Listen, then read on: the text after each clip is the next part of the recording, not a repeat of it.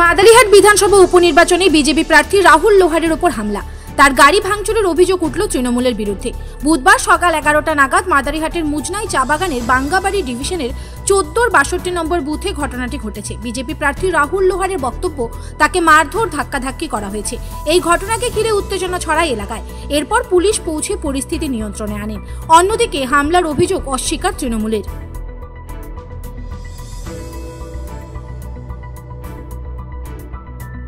দেখুন, সেখানে আপনারা দেখেছিলেন কিভাবে আমার উপর গায়ে হাত তোলা হয়েছে, আমাকে ধাক্কা দেওয়া হয়েছে, এমনকি ওইখানে পুরো খারাপ খারাপ গালি দেওয়া হয়েছে।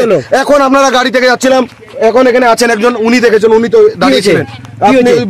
করুন, এত বড় পাথর দিয়ে, পাথর এখনো মনে হয় ভেতরে আছে। দেখুন, আমার পাশ দিয়ে আমার পেছনের সিটে লেগে নিচে পড়েছে, আর দুজন আমার পেছনে বসেছিল। ভাগ্য ভালো ছিল যে ওদের মাথা ফাটেনি। আপনারা দেখুন, মাথা ফাটে নাই। আমার সিটটা যদি তাহলে আমার মাথার মধ্যে লাগতে। টিএমসি করেছে ওখানে, আপনারা দেখেছেন টিএমসি কিভাবে আমার উপরে অ্যাটাক করেছিল, সামনে 60 নম্বর বুথে অ্যাটাক করেছিল। এখানে আমাদের চলতি গাড়িতে পাথর মারা হয়েছে।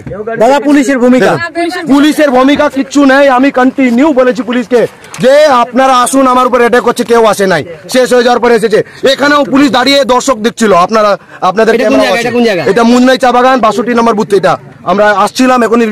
আপনি কি কমপ্লেইন করেছেন? আমি এখনই হয়েছে, জাস্ট আপনার সামনে পেছনে আপনারা তো ছিলেন, আপনাদের গাড়ি থেকে এখনই কমপ্লেন করবো, এক্ষুনি আমাদের কমপ্লেন করবো।